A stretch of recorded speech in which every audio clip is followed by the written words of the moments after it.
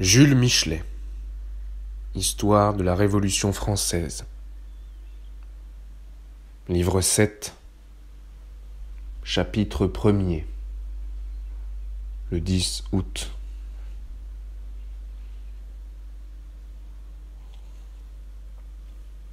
La nuit du 10 août fut très belle, doucement éclairée de la lune, paisible jusqu'à minuit, et même un peu au-delà. À cette heure, il n'y avait encore personne, ou presque personne, dans les rues. Le faubourg Saint-Antoine en particulier était silencieux. La population dormait en attendant le combat.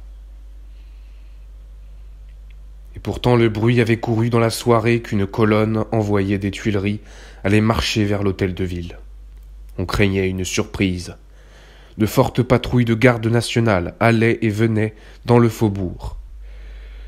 Toutes les fenêtres étaient illuminées. Tant de lumière pour une si belle nuit, ces lumières solitaires pour n'éclairer personne, c'était d'un effet étrange et sinistre. On sentait que ce n'était pas là l'illumination d'une fête.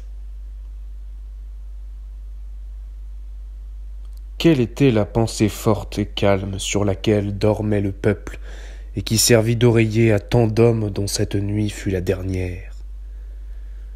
Un des combattants du 10 août qui vit encore me l'a expliqué nettement.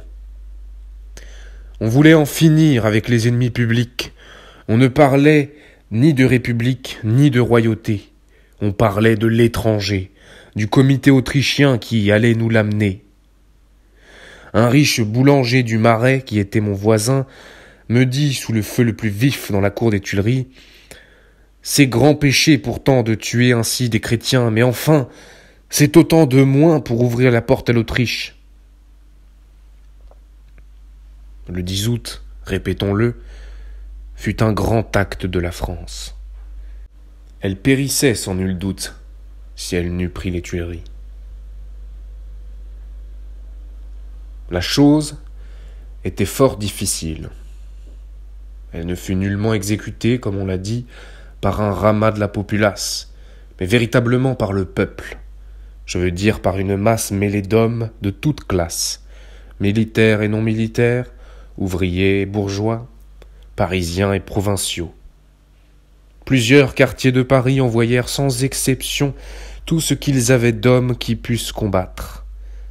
Dans la section des minimes, par exemple, sur 1000 hommes inscrits, 600 se présentèrent, proportion considérable lorsqu'on savait très bien qu'il s'agissait non de parade, mais d'une affaire sérieuse. Les hommes à pique composaient à peu près seuls les premières bandes qui parurent de bonne heure devant le château. Mais l'armée réelle de l'insurrection, qui s'en empara, en avait peu en comparaison. Elle était surtout armée de fusils. Sa colonne principale, qui entre 7 ou 8 heures se rassembla, s'échelonna de la Bastille à la Grève, comptait 80 ou 100 compagnies, chacune de 100 hommes armés régulièrement. C'était environ 8 ou 10 000 gardes nationaux. Il y avait 2 ou 3 000 hommes armés de piques, alignés entre les bataillons de ces 10 000 baïonnettes. C'est ce que nous ont affirmé les témoins et acteurs encore vivants du 10 août. Pour l'avant-garde, qui affronta le premier péril, força l'entrée du château, fit enfin la très rude et périlleuse exécution. Elle se composait, on le sait, de 500 fédérés marseillais, levés et choisis avec soin parmi d'anciens militaires, de 300 fédérés bretons, l'honneur et la bravoure même, dont beaucoup avaient servi. Et ce qu'on n'a dit nulle part, mais qui est plus que vraisemblable, ces braves durent être appuyés d'autres braves, bien plus animés encore, de la masse des gardes françaises, devenues sous Lafayette garde nationale soldée, puis licenciée récemment avec autant d'imprudence que d'ingratitude. Nous y reviendrons. Tout cela fut enlevé d'un même mouvement d'indignation, de patriotisme. Il n'y eut aucun préparatif, aucun chef, quoi qu'on en ait dit. Bien loin qu'aucun individu eût assez d'influence en ce moment pour soulever le peuple, les clubs même y firent très peu. Ils étaient moins fréquentés au mois d'août qu'à aucune autre époque de l'année. On se lassait aussi de leur parlage éternel. On sentait qu'il fallait des actes. Leurs plus grands orateurs parlaient dans le désert. Ce qui brusqua l'insurrection et la fit éclater un jour peu ordinaire, un vendredi, c'est que les Marseillais, sans ressources à Paris, voulaient combattre ou partir. Le tocsin paraît avoir sonné d'abord au Cordelier, où il logeait. Le faubourg Saint-Antoine répondit, et tout le reste de la ville. Les sections, on l'a vu, étaient d'accord. 47 sur 48 avaient voté la déchéance du roi. Le 9 août, avant minuit, elles avaient fait l'acte décisif de nommer chacune 3 commissaires pour se réunir à la commune, sauver la patrie. Tel fut le pouvoir général et vague qui leur fut donné.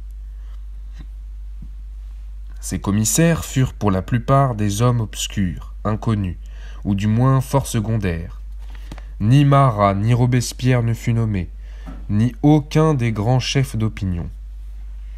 Pour Danton, il était déjà, ainsi que Marat, dans l'ancienne municipalité.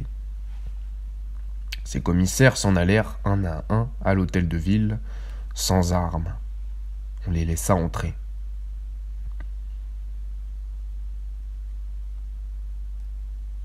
Ils trouvèrent l'ancien conseil de la commune en permanence, mais fort peu nombreux, toujours décroissant de nombre. Sous l'hôtel de ville, à l'arcade Saint-Jean, principale issue de la rue Saint-Antoine qui débouchait dans la Grève, une force considérable avait été postée par le commandant général de la garde nationale, Mandat, zélé fayetiste, royaliste constitutionnel. Cette force répondait de l'hôtel de ville, gardait le passage. Elle avait pour l'instruction, si le faubourg descendait, de le laisser passer et le prendre en queue. Mandat avait de plus mis de l'artillerie au Pont-Neuf, de sorte que si le faubourg poussait jusque-là, il y était foudroyé et ne pouvait opérer sa jonction avec les Cordeliers et le faubourg Saint-Marceau. Tout ceci n'était pas fort encourageant pour les commissaires des sections envoyés à l'hôtel de ville. Comment remplacerait-il l'ancienne commune royaliste et se constituerait-il souveraine autorité de Paris ? C'était toute la question. Le tocsin sonnait de tous les côtés sans produire de grands résultats. L'armée de la cour était debout dès longtemps et l'arme au bras. L'armée de l'insurrection était dans son lit. Il n'y avait pas 1500 personnes rassemblées autour des 15-20. Seulement, en regardant dans les longues et profondes impasses qui s'ouvrent sur les rues du faubourg Saint-Antoine, on commençait à voir s'agiter les lumières, les hommes aller et venir. Quelques-uns des plus diligents étaient sur leurs portes, tout près, armés, et attendaient les autres. Beaucoup étaient paresseux. Ils entendaient bien sonner, mais ce n'était pas l'usage de commencer l'émeute en pleine nuit. Il y avait là-dessus une tradition établie. Ce retard était effrayant. Plusieurs des commissaires de section réunis à l'hôtel de ville en étaient à regretter qu'on eût fait sonner le tocsin. L'ancienne commune s'était écroulée, ou à peu près. Mais pour constituer la nouvelle, les commissaires ne se voyaient pas suffisamment appuyés. Ce qui ajoutait à leur embarras, c'est que la cour avait en ce moment un grand otage dans les mains, le maire populaire de Paris, Pétion. Elle avait Roederer, procureur syndic du département. Elle pouvait au besoin faire parler les 2 premières autorités de la ville, le département, la mairie. Pétion, mandé vers 11 heures au château, n'avait osé refuser de s'y rendre. Sa première conduite dans les jours précédents avait été fort étrange. Le 4, on l'a vu, il avait dénoncé la guerre à la royauté. Le 8, il avait paru s'intéresser encore à cette royauté, avait averti le département qu'il ne pouvait répondre de la sûreté du château. Le 9, il avait demandé qu'un camp fut établi au Carrousel pour protéger les Tuileries. Ce camp de gardes nationaux, en couvrant la place, l'eût-il défendu, ou tout au contraire rendu la défense impossible? C'est ce qu'on ne peut pas trop dire. Le château n'eût tiré de ses fenêtres qu'en tirant sur ses défenseurs. Le 9 encore, Pétion, soit pour endormir la cour, soit par lassitude, par conviction que le mouvement n'aurait pas lieu, demanda au département la somme de 20 000 francs pour renvoyer les Marseillais, qui dans leur découragement voulaient s'éloigner de Paris. Pétion entra donc, bon gré mal gré, dans la fosse sur Lyon. Jamais le château n'avait eu un aspect si sombre. Sans parler d'une masse de troupes de toute arme, de l'artillerie formidable qui remplissait les cours, il lui fallut passer à travers une haie d'officiers français ou suisses qui le regardaient d'un œil peu amical. Pour les gardes nationaux, leur attitude n'était nullement plus rassurante. Ceux qui s'y trouvaient étaient pris uniquement dans les plus violents royalistes des bataillons connus pour leur royalisme. Des filles Saint-Thomas, des petits pères, de la butte des Moulins. Les noms de traîtres et de Judas se disaient très haut autour du maire de Paris. Il montra son flegme ordinaire. Il arriva sans encombre aux appartements du roi, tout rempli de monde et sombre. À ce même appartement où le soir du 21 juin, Louis XVI lui avait parlé si durement. Le même dialogue, s'il se fût reproduit la nuit du 10 août, eût été pour Pétion un arrêt de mort. Il y avait là beaucoup de gentilshommes à visage pâle, que la vue seule du maire de Paris agitait d'une sorte de tremblement nerveux. Mandat, le commandant de la garde nationale, sans trop calculer s'il ne risquait pas de faire poignarder Pétion, lui fit subir cette espèce d'interrogatoire. Pourquoi les administrateurs de la police de la ville avaient distribué des cartouches aux Marseillais? Pourquoi lui, Mandat, pour chacun de ses gardes nationaux, n'avait reçu que 3 cartouches? La cour, fort défiante pour la garde nationale, n'avait pas exigé qu'elle fût mieux pourvue de munitions. En revanche, chacun de ces Suisses avait 40 coups à tirer. Pétion, sans s'étonner, répondit avec l'air froid qui lui était ordinaire. « Vous avez demandé de la poudre, mais vous n'étiez pas en règle pour en avoir. » La réponse n'était pas trop bonne. C'était le maire lui-même, Pétion, qui devait faire décider la chose par la municipalité, donner pouvoir au commandant. Si celui-ci n'était pas en règle, c'est que le maire ne l'y mettait pas. L'entretien prenait une fâcheuse tournure. Tout le monde était ému, excepté le roi peut-être, qui quittait son confesseur, venait de mettre ordre à sa conscience et ne s'inquiétait pas beaucoup de ce qui pourrait arriver. Pétion n'était pas bien. L'appartement était petit, la foule trop serrée, l'air raréfié. « Il fait étouffant ici, dit-il. Je descends pour prendre l'air. » Sans que personne osât l'en empêcher, il descendit au jardin. Sa promenade fut longue, beaucoup plus qu'il n'eût voulu. Le jardin était fermé très exactement. Pétion n'était pas gardé, mais suivi et serré de près. Les gardes nationaux royalistes qui allaient et venaient ne lui épargnaient pas les injures et les menaces.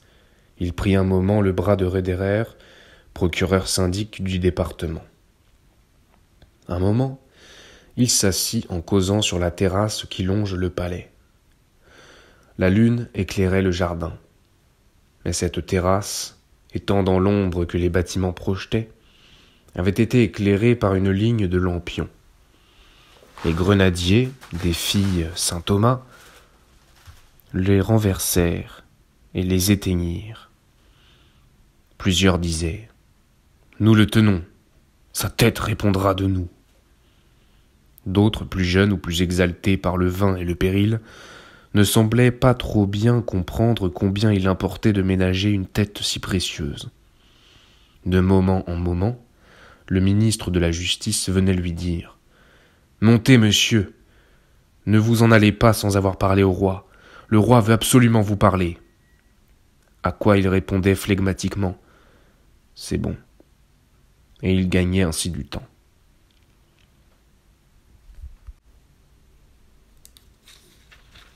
On ne pouvait rien faire à l'hôtel de ville qu'on eût repris Pétion. On imagina d'envoyer demander à l'Assemblée qu'elle le réclamât. Quelques députés, au bruit du tocsin, s'étaient rassemblés toutefois en petit nombre. Ils ne décrétèrent pas moins, comme Assemblée nationale, que le maire devait paraître à la barre. Pétion, sommé au nom du roi de rester, au nom de l'Assemblée de partir, opta de bon cœur pour l'Assemblée et ne fit que la traverser, retourna à pied chez lui. Cependant, sa voiture restait, comme pour le représenter, dans la cour des Tuileries. Jusqu'à 4 heures, on eut au château la simplicité de croire qu'il allait revenir d'un moment à l'autre et se replacer dans la main de ses ennemis.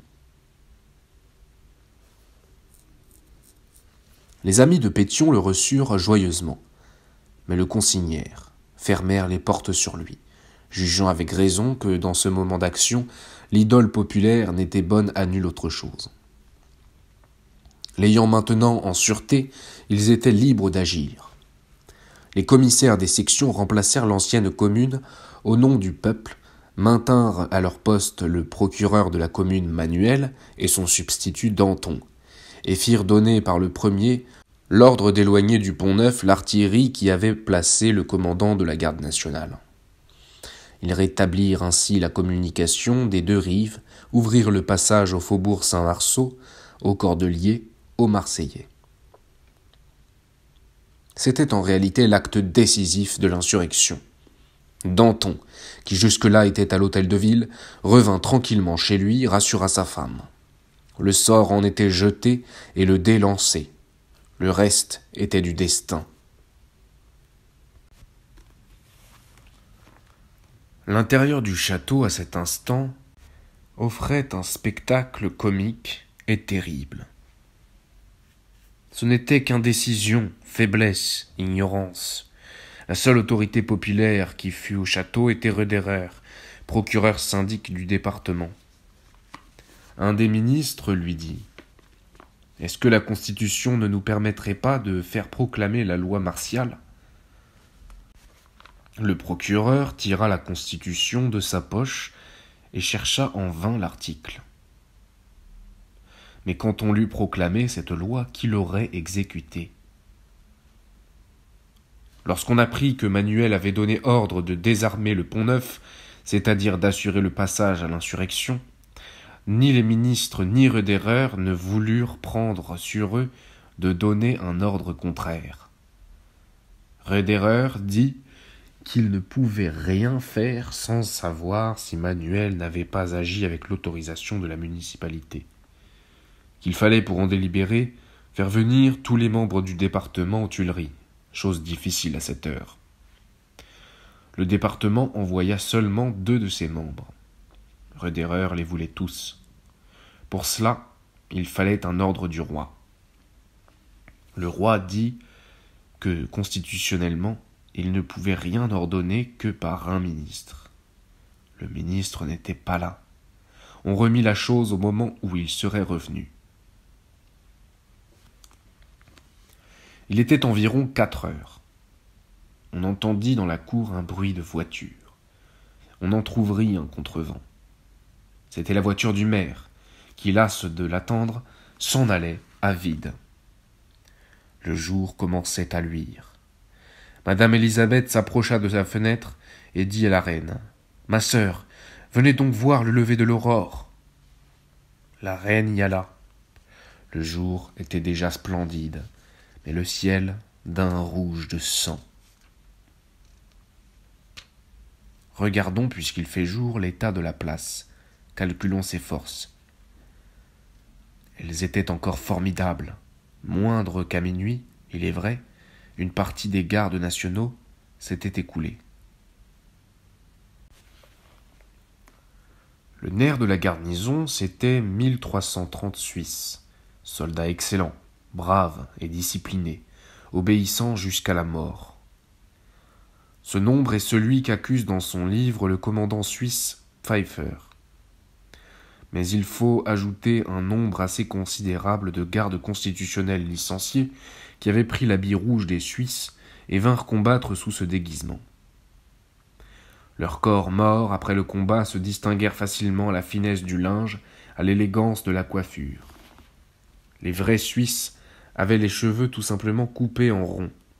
Leurs chemises étaient grossières. La présence de ces faux Suisses dans les rangs des vrais étonna sans doute ceux-ci et ne laissa pas de les inquiéter. Ils durent mieux voir qu'il s'agissait de guerre civile, de querelles entre Français, où les étrangers ne pouvaient se mêler qu'avec précaution.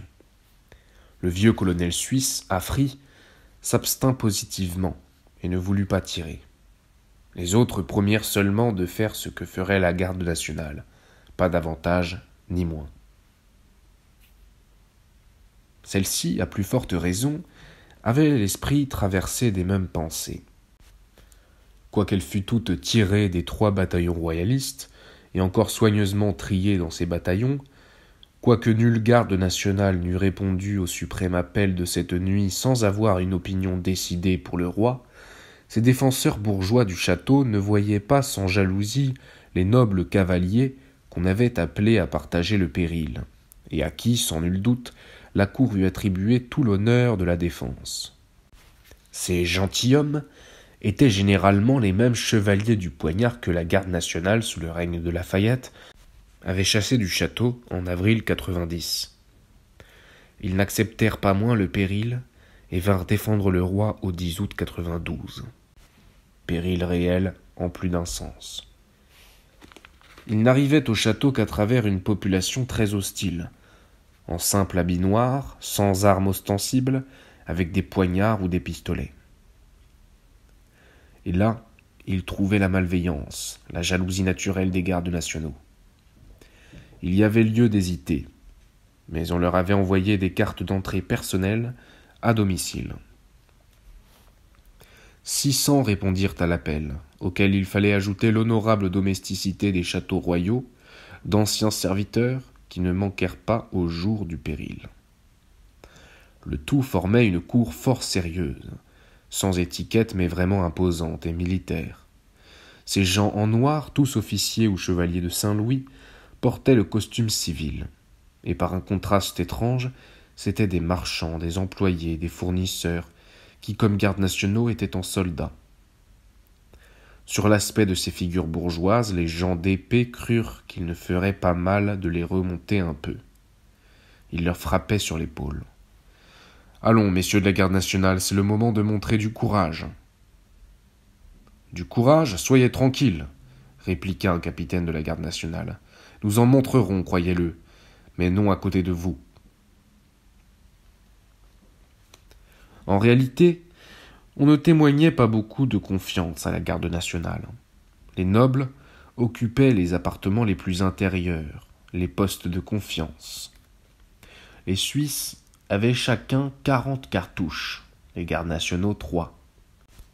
L'artillerie, surtout de la garde nationale, fut l'objet d'une défiance excessive, ce qui fit, comme il arrive, qu'elle la mérita de plus en plus. On plaça derrière les canonniers de chaque pièce des pelotons de Suisses ou de grenadiers des filles Saint-Thomas, qui les surveillaient, le sabre nu, et se tenaient prêts à tomber sur eux. Ces canonniers se voyaient d'ailleurs placés juste sous les balcons dont le feu plongeait sur eux. Plusieurs fois, ils essayèrent d'écarter la batterie.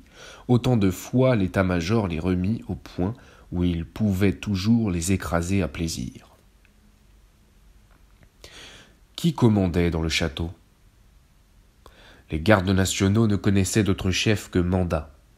La commune le fit appeler. Son instinct lui disait de ne pas s'y rendre. Au second appel, il hésita, consulta autour de lui. Les ministres l'engageaient à ne point obéir. Le constitutionnel Roederer lui dit qu'au terme de la loi, le commandant de la garde nationale était aux ordres de la municipalité. Dès lors, il ne résista plus. Il lui parut qu'en effet, il lui fallait éclaircir l'affaire des canons du Pont-Neuf, et sans doute aussi s'assurer du poste qu'il avait mis à la grève pour attaquer écraser le faubourg à son passage. Donc, il se raisonna lui-même, étouffa ses pressentiments, fit un effort et partit. Son départ ébranlait la défense du château. Il laissait le commandement à un officier fort peu rassuré. La reine, qui n'était pas non plus sans pressentiment, prit Roederer à part et lui demanda ce qu'il pensait qu'il eût à faire. Et justement, pendant ce temps, les conseillers de la reine avaient fait, à l'insu des ministres, la chose la plus imprudente. À cette garde nationale flottante et de mauvaise humeur, qui se demandait pourquoi elle allait combattre, et si elle n'était pas folle de tirer avec les gentilshommes sur la garde nationale, ils imaginèrent de montrer ce qui devait la mieux convaincre qu'elle avait raison d'hésiter. Pour confirmer tout le monde dans la conviction que la royauté était impossible, il ne fallait qu'une chose, c'était de montrer le roi. Ce pauvre homme, lourd et mou, n'avait pu, même en cette nuit suprême de la monarchie, veiller jusqu'au bout. Il avait dormi 1 heure et venait de se lever. On le voyait à sa coiffure, aplatie et défrisée d'un côté. On put juger alors du danger de ces modes perfides en révolution. Qui est sûr, en telle crise, d'avoir là à point nommé le valet de chambre coiffeur? Tel il était, et tels les maladroits le firent descendre, le montrèrent, le promenèrent. Pour comble de mauvais augure, il était en violet. Cette couleur est le deuil des rois. Ici, c'était le deuil de leur royauté. Il y avait pourtant, même en ceci, quelque chose qui pouvait toucher.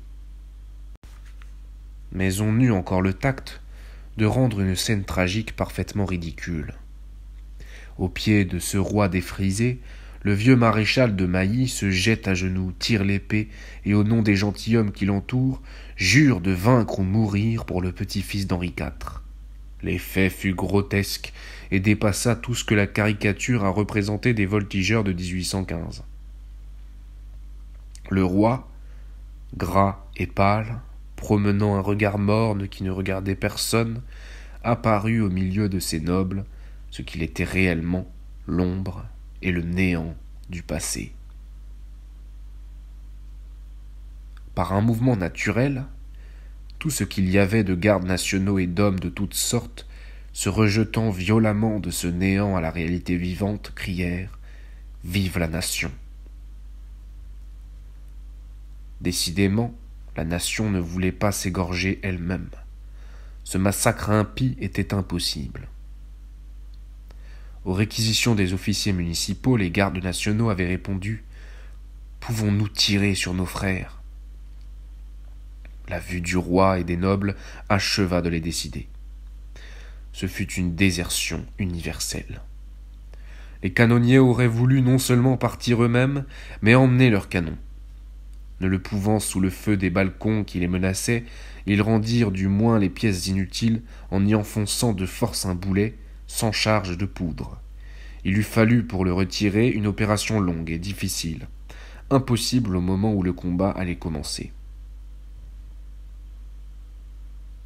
Le roi remonta, essoufflé, échauffé du mouvement qu'il s'était donné, rentra dans la chambre à coucher, s'assit et se reposa. La reine pleurait, sans mot dire, mais elle se remit très vite, reparut avec le dauphin, courageuse et l'air dégagé, les yeux secs, rouges, il est vrai jusqu'au milieu des joues. La foule des assistants se trouvait réunie surtout dans la salle du billard, beaucoup montés sur les banquettes pour voir ce qui allait se passer. Monsieur d'Hervilly, l'épée nue, dit d'une voix haute « Huissier, qu'on ouvre les portes à la noblesse de France !» L'effet du coup de théâtre que ces mots faisaient attendre fut très médiocre. 200 personnes entrèrent dans cette salle, d'autres se mirent en ligne dans les pièces précédentes. Une bonne partie de cette noblesse se composait de bourgeois. Beaucoup d'entre eux étaient ridiculement armés et en plaisantaient eux-mêmes. Un page et un écuyer du roi, par exemple, portaient sur l'épaule en guise de mousquet une paire de pincettes qu'ils venaient de partager. La plupart, néanmoins, avaient des armes moins innocentes, des poignards et des pistolets, des couteaux de chasse. Plusieurs avaient des espingoles. Ils se rangèrent en bataille dans les appartements. Ce qui restait de garde nationale pour défendre le château crut que c'était surtout contre elle que cette noblesse, si brusquement appelée, faisait cette manœuvre.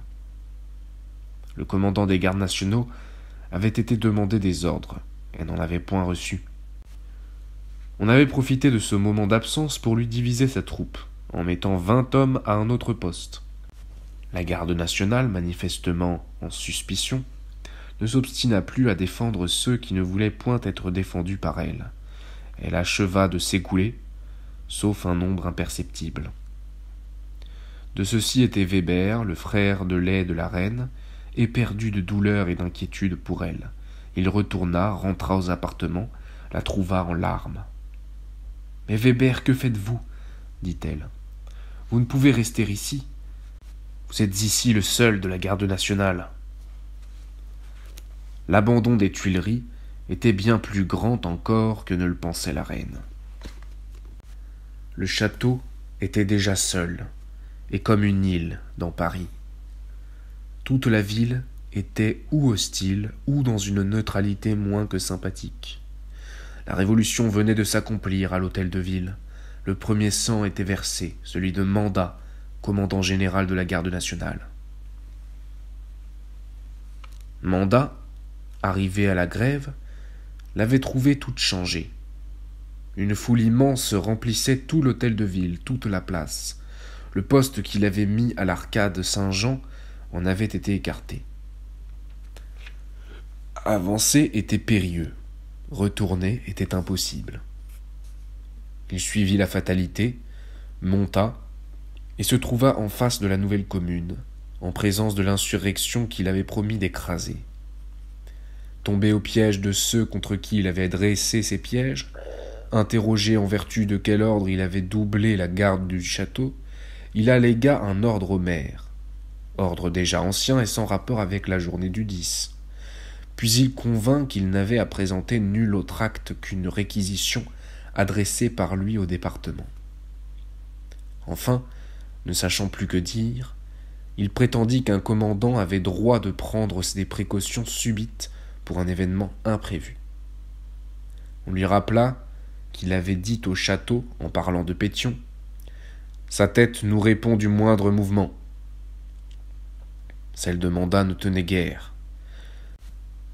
Ce qui décida son sort, c'est qu'on jeta sur le bureau l'ordre même qu'il avait donné au commandant du poste de l'arcade Saint-Jean de faire feu sur les colonnes du peuple en l'attaquant par derrière. Un hurrah universel s'éleva contre lui.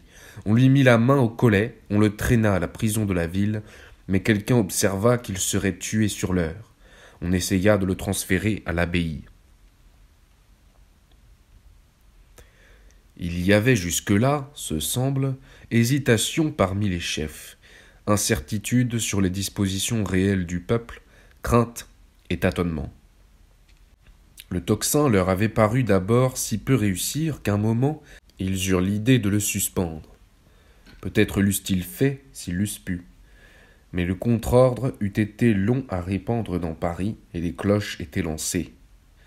Vers 6 heures, lorsque Mandat parut à l'hôtel de ville et fut arrêté, la commune essaya de justifier cet acte. Elle renvoya à l'Assemblée nationale accuser Mandat, assuré que lui seul avait fait sonner le tocsin, que c'était pour cette cause qu'on l'avait réprimandé. Un accident rompit ses ménagements politiques. Les violents ne permirent pas que Mandat parvint vivant à l'abbaye. À la sortie même de l'hôtel de ville, ils lui cassèrent la tête d'un coup de pistolet. La commune, perdant ainsi son plus précieux otage, ne pouvait plus reculer. Elle fut décidément et sans retour jetée dans l'insurrection et donna l'ordre de battre la générale. Il était 7 heures du matin, et déjà de la Bastille jusqu'à l'église de Saint-Paul, dans cette partie ouverte et large de la rue Saint-Antoine, il y avait, nous l'avons dit, 80 ou 100 divisions, chacune de 100 hommes, armés de fusils, environ 8 ou 10 000 gardes nationaux. Leur empressement avait été extraordinaire, ce qu'on n'eût guère supposé d'après les lenteurs de la nuit. La masse, grossie dans la rue Saint-Antoine par chaque rue latérale qui avait fourni des affluents à ce fleuve, passa sans difficulté la fatale arcade Saint-Jean, où Mandat s'était flatté de l'anéantir. Elle resta 1 heure à la grève sans pouvoir obtenir d'ordre. Les uns disaient que la commune espérait encore quelques concessions de la cour, les autres que le faubourg Saint-Marceau traînait, qu'on craignait qu'il ne pût faire à temps sa jonction au Pont-Neuf. À 8h30, un millier d'hommes à pic perdirent patience et prirent leur parti. Ils percèrent les rangs de la garde nationale, disant qu'ils se passeraient d'elle. Ils étaient fort mal armés. Ils n'avaient pas entre tous une douzaine de fusils. Beaucoup n'avaient pas même des pics, mais des broches, ou tout simplement des outils de leur état. Quelques fédérés, marseillais ou autres, qui étaient des soldats aguerris, ne purent voir ces gens s'en aller seuls avec si peu de chance. Ils essayèrent de les diriger et hasardèrent d'aller à leur tête essuyer le premier feu. La famille royale venait de quitter les Tuileries. Le procureur syndic, Roederer, avait lui-même joint sa voix à celle des zélés serviteurs qui voulaient à tout prix mettre le roi hors de péril. Des deux côtés on parlementait. Un jeune homme, pâle et mince, introduit comme député des assaillants, avait tiré de Roederer l'autorisation d'introduire 20 députés dans le château. En attendant, plusieurs, sans autre façon, chevauchaient sur la muraille et causaient familièrement avec les quelques gardes nationaux qui étaient encore dans les cours. Roederer crut le danger très imminent.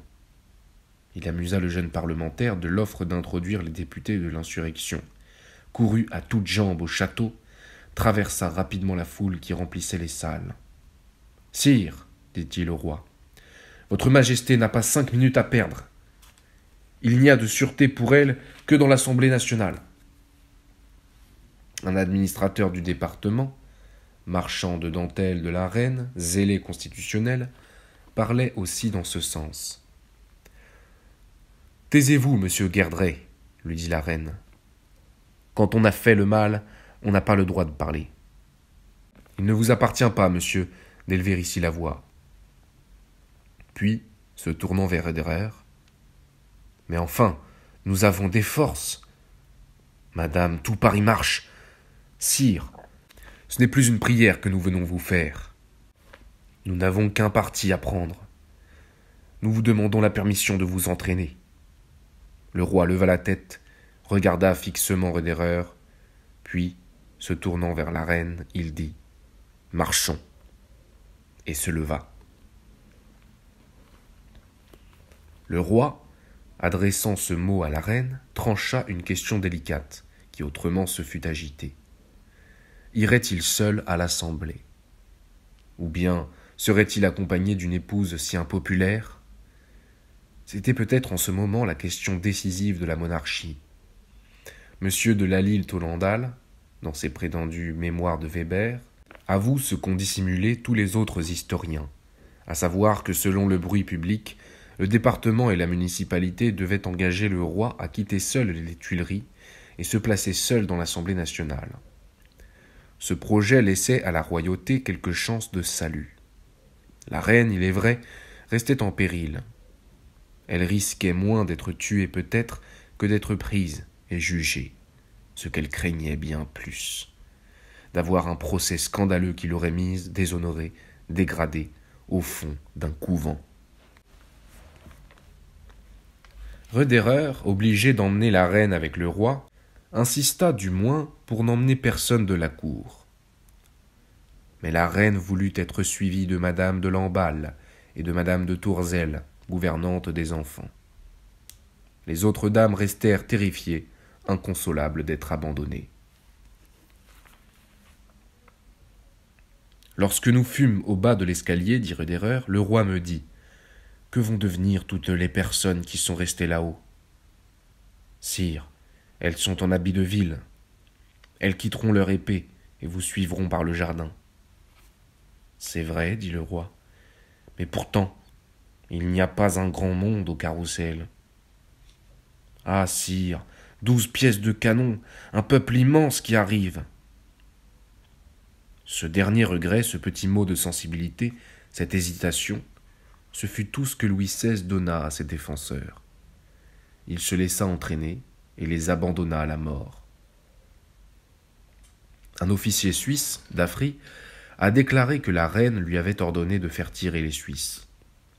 Un autre, le colonel Pfeiffer, dans son livre publié en 1821, dit que le vieux maréchal de Noailles annonça que le roi lui laissait le commandement, et qu'on ne devait pas se laisser forcer. La reine ne doutait pas que la défense ne fût victorieuse.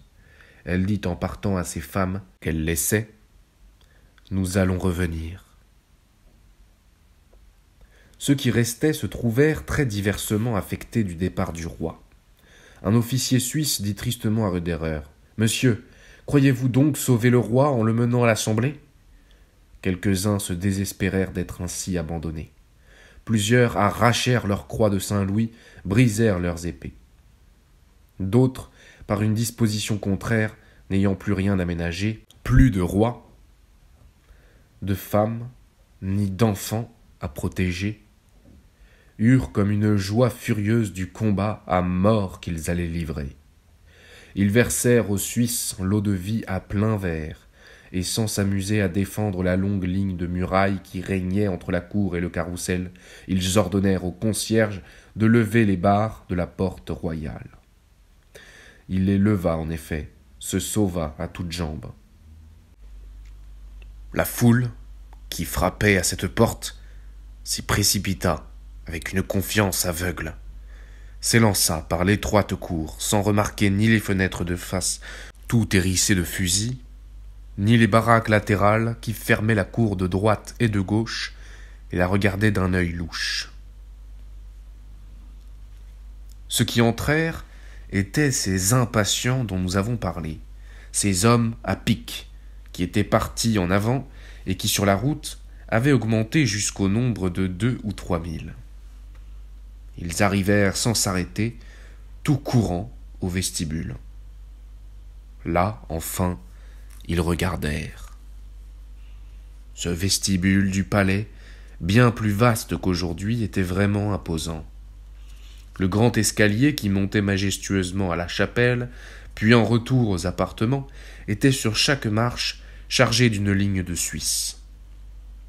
Immobile, silencieux, du haut en bas de l'escalier, il couchait en joue la foule des assaillants. Quelles étaient les dispositions de ces Suisses ? Bien diverses, difficiles à dire.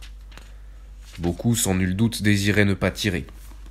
Un grand nombre de ces soldats étaient du canton de Fribourg, quelques-uns de Vaudois, sans doute, c'est-à-dire français, français de langue, français de caractère. Nul doute qu'il ne leur semblât odieux, impie de tirer sur leur vraie patrie, la France.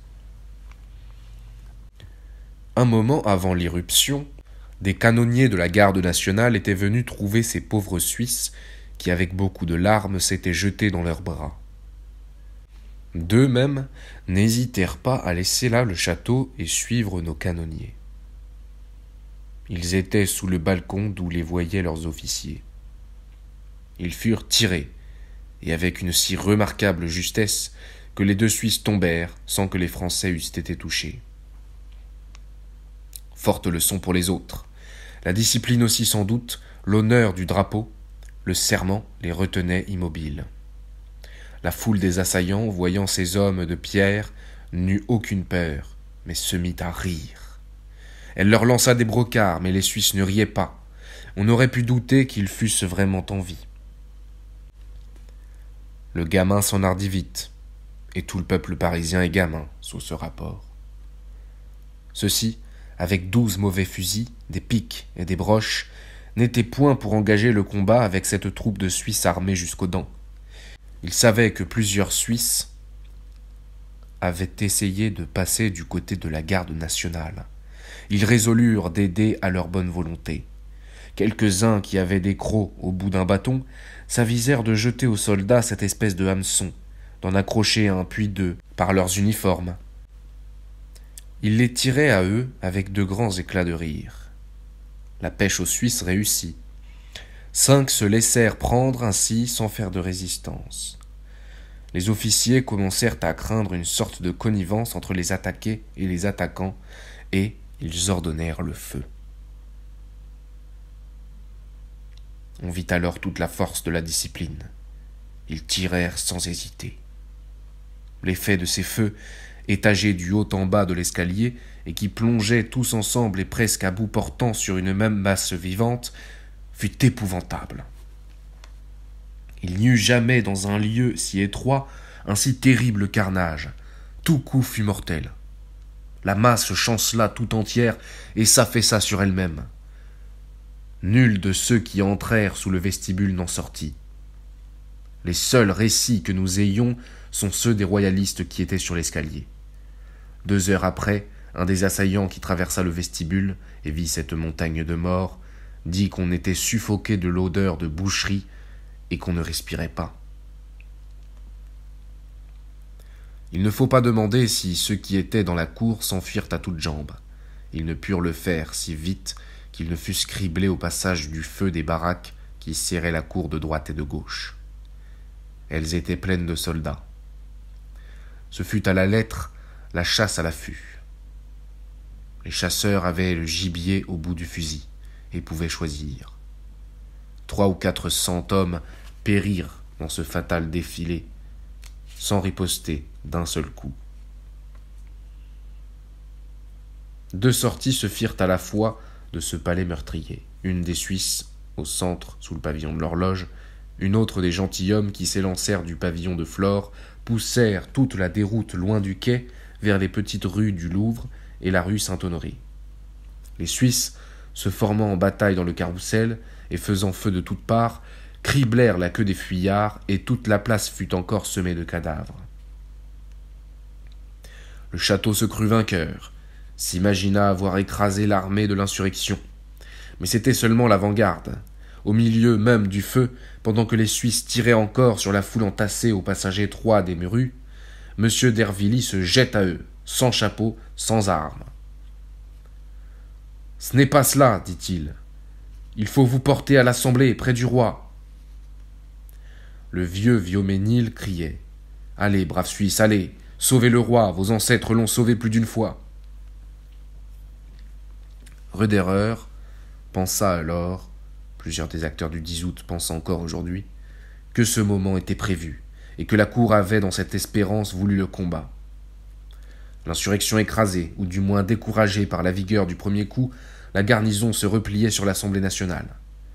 On la proclamait dissoute.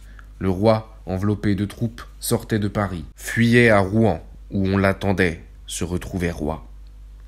Jamais la reine, je le pense, si elle ne se fût crue sûre de son fait, n'eût laissé aux Tuileries tant de serviteurs dévoués. Elle attendait dans l'Assemblée, pâle et palpitante, le succès de ce violent coup de Jarnac frappé sur la Révolution. L'Assemblée elle-même, un moment, se crut à sa dernière heure, au moment d'être massacrée, tout au moins prisonnière du roi qu'elle avait sauvé dans son sein. Et cependant, bien loin que la contre-révolution eût vaincu, la révolution marchait. La jonction de Saint-Antoine et de Saint-Marceau s'était faite au Pont-Neuf. On pouvait, du pavillon de Flore, voir au levant, déjà au quai du Louvre, l'armée vengeresse du peuple, la forêt de ses baïonnettes, flamboyante des feux du matin. Il y avait eu bien des lenteurs. L'armée, peu formée aux manœuvres, avait perdu du temps, surtout à s'allonger en colonne, sur ces quais alors très étroits.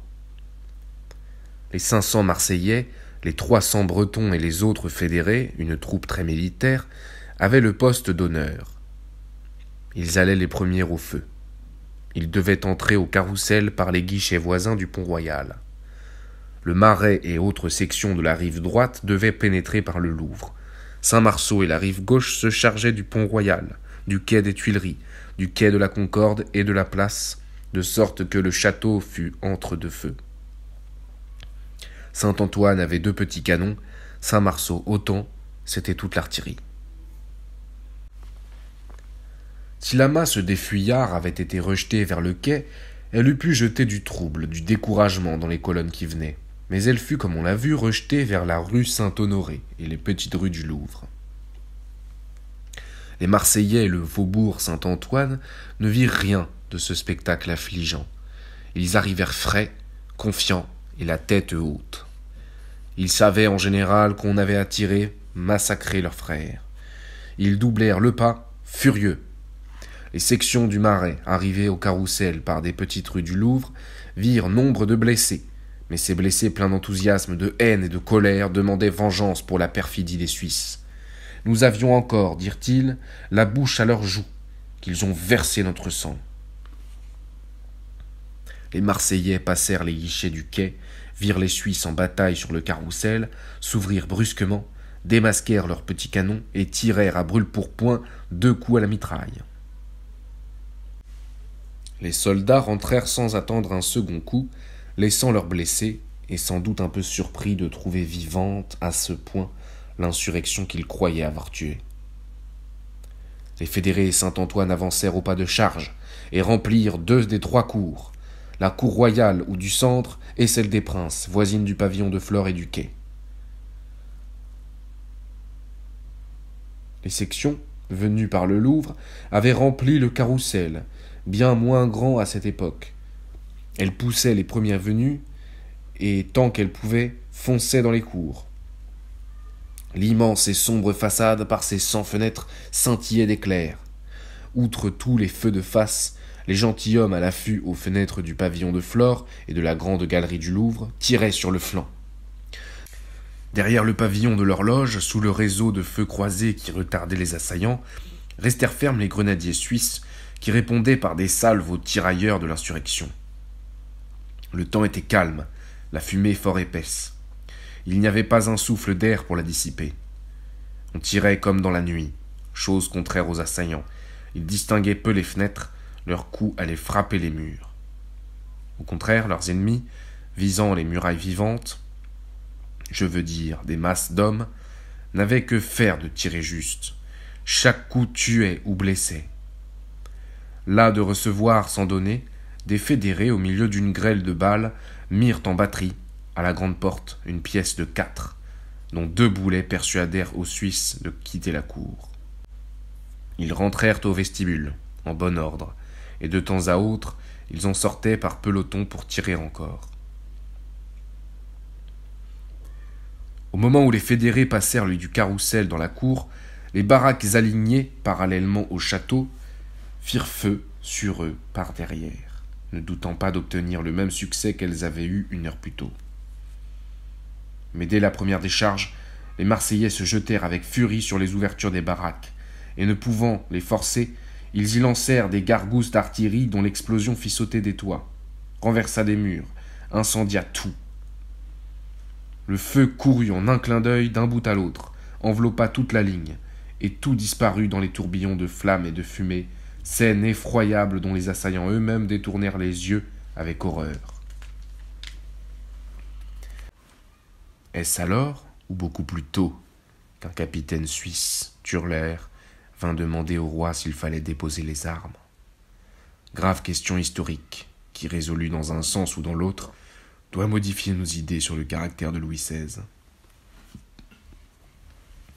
Selon une tradition royaliste, les Suisses, un moment vainqueurs, allaient marcher sur l'Assemblée. Un député les arrêta, les somma de poser les armes. Et le capitaine, s'adressant au roi, n'en tira nulle réponse, sinon qu'il fallait les rendre à la garde nationale. Selon une version plus sûre, puisqu'elle est constatée par le procès-verbal de l'Assemblée, ce fut après que le roi eut entendu le rapport du procureur général Roederer annonçant à l'Assemblée que le château était forcé, ce fut alors, et même après une vive terreur panique répandue dans l'Assemblée, que le roi avertit le président qu'il venait de faire donner aux ordres aux Suisses de ne point tirer. Ceci éclaircit la question qu'on a essayé d'obscurcir. Le roi voulut éviter une plus longue effusion de sang lorsqu'il sut que le château était forcé. lorsqu'il n'eut plus d'espoir. Cet ordre pouvait avoir le double avantage de diminuer l'exaspération des vainqueurs et de couvrir d'honneur les vaincus, de sorte que ceux-ci pussent dire, comme ils n'ont pas manqué de le faire, que l'ordre du roi avait pu seul leur arracher la victoire. À cette heure, le château était forcé. Les Suisses, qui avaient défendu à pied l'escalier, la chapelle, les galeries, étaient partout enfoncés, poursuivis, mis à mort. Les plus heureux étaient les gentilshommes qui, maîtres de la grande galerie du Louvre, avaient toujours une issue prête pour s'échapper. Ils s'y jetèrent et trouvèrent à l'extrémité l'escalier de Catherine de Médicis qui les mit dans un lieu désert. Tous ou presque tous échappèrent. On n'en vit point parmi les morts. Les corps qui portaient du linge fin portaient aussi l'habit rouge. C'étaient les faux Suisses, anciens gardes constitutionnels, et non pas les gentilshommes. Les habits rouges étaient fort nombreux, bien au-delà des 1330 véritables Suisses qu'accuse leur capitaine. Suisses ou non, tous furent admirables. Ils se retirèrent lentement par le jardin, attendant, ralliant leurs camarades avec le sang-froid et l'aplomb de vieilles troupes manœuvrant comme à la parade, serrant tranquillement leurs rangs à mesure que la fusillade les éclaircissait. Ils firent 10 haltes peut-être dans la traversée du jardin, dit un témoin oculaire, pour repousser les assaillants, chaque fois avec des feux de fil parfaitement exécutés. Une chose dut les étonner fort, ce fut la prodigieuse multitude de gardes nationaux qui remplissaient le jardin et allait toujours croissant. À 8 heures avant le combat, il y avait eu à la grève 8 ou 10 000 gardes nationaux armés de fusils. Entre midi et 1 heure, immédiatement après le combat, le même témoin en vit aux Tuileries jusqu'à 30 ou 40 000. En faisant la part, ordinairement nombreuse, des hommes qui volent toujours au secours de la victoire, il reste néanmoins bien évidemment que le 10 août fut fait ou consenti, ratifié en quelque sorte par l'ensemble de la population, non par une partie du peuple et nullement par la partie infime comme on l'a tant répété. Il y avait un grand nombre d'hommes en uniforme parmi ceux qui prirent le château. Ces uniformes même causèrent une fatale méprise.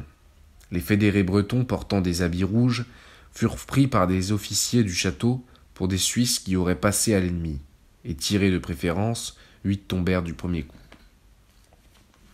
L'effrayante unanimité de la garde nationale, qui de moment en moment se manifestait aux Suisses, acheva de les briser.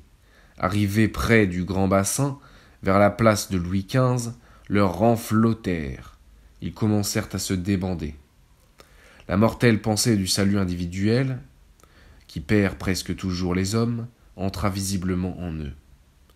Ils virent ou crurent voir que leur courage, leur discipline admirable les avait perdus en ralentissant leur retraite. Quelques centaines se lancèrent comme des cerfs furieux, sous le couvent des grands arbres, renversèrent les tirailleurs ennemis, gagnèrent la porte qui est en face de la rue Saint-Florentin. 300 environ échappèrent. Un groupe, serré de trop près, se jeta dans l'hôtel de la Marine. Ils y furent cherchés, égorgés. Ceux qui restèrent mieux ensemble essayèrent des Tuileries de passer aux Champs-Élysées. Mais à peine eurent-ils posé le pied sur la place qu'un bataillon de Saint-Marceau, qui avait 2 pièces en batterie à la descente du pont, leur tira un coup à la mitraille, un seul coup, qui en mit 34 sur le carreau. Les autres, dispersés par cette terrible exécution, jetèrent leurs fusils, mirent le sabre à la main, arme inutile contre les piques de leurs ennemis acharnés. Une trentaine tinrent un instant près de la statue Louis XV, où est maintenant l'obélisque, au pied de ce triste monument de la monarchie, si peu digne de leur dévouement et de leur fidélité. Quelques-uns qui eurent le bonheur de gagner les Champs-Élysées furent cachés par de braves gens qui les travestirent et les firent évader le soir. En général, dans cette journée sanglante, il n'y eut point de milieu. Les vaincus trouvèrent ou la mort, ou l'hospitalité la plus dévouée, généreuse jusqu'à l'héroïsme, et qui, au besoin pour les sauver, elle-même affronta la mort. Et cela, à part de toute opinion politique. De violents révolutionnaires se conduisirent en ceci, tout comme les royalistes. Au château même, la foule, horriblement irritée par ces pertes énormes et par ce qu'elle croyait de la perfidie des Suisses, ne se montra pas aussi aveuglément barbare qu'on eût pu le supposer. Les dames de la reine, qu'on les haïssait infiniment plus qu'aucun homme, comme les conseillères, les confidentes de l'Autrichienne, n'éprouvèrent nulle indignité. La princesse de Tarente avait fait ouvrir les portes et recommanda aux premiers qui entrèrent une très jeune demoiselle, Pauline de Tourzel. Quelques femmes, madame Campan entre autres, furent un moment saisies, menacées de la mort. Elles n'en eurent que la peur. On les lâcha avec ce mot. « Coquines, la nation vous fait grâce !» Les vainqueurs les escortèrent eux-mêmes pour les faire échapper, et les aidèrent à se déguiser pour échapper aux bandes de poissardes qui criaient derrière elles qu'on aurait dû les tuer. Un des assaillants, M. Singier, depuis connu et estimé comme directeur de théâtre, a conté qu'en entrant dans la chambre de la reine, il vit la foule qui brisait les meubles et les jetait par la fenêtre. Un magnifique clavecin, orné de peintures précieuses, allait avoir le même sort. Singier ne perd pas de temps, il se met à en jouer en chantant la Marseillaise. Voilà tous ces hommes furieux, sanglants, qui oublient leur fureur au moment même. Ils font chorus, se rangent autour du clavecin, se mettent à danser en rond et répètent l'hymne national.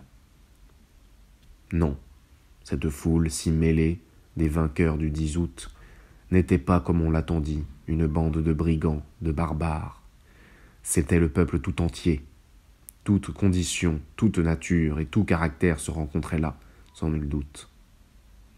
Les passions les plus furieuses s'y trouvèrent, mais les basses, les ignobles, rien n'indique qu'en ce moment d'exaltation héroïque, elles se soient montrées chez personne.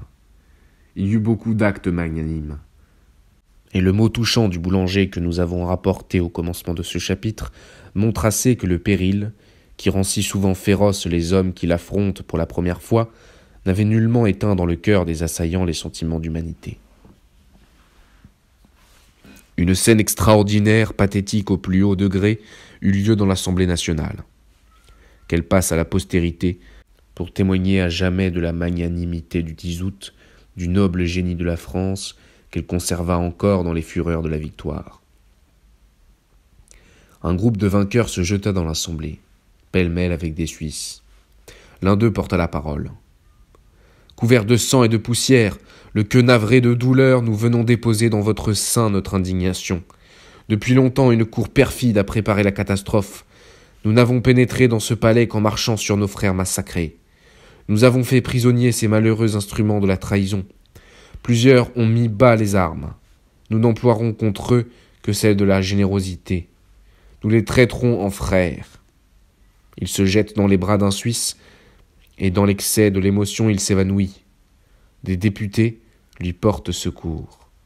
Alors, reprenant la parole, « Il me faut une vengeance. Je prie l'Assemblée de me laisser emmener ce malheureux. Je veux le loger et le nourrir. »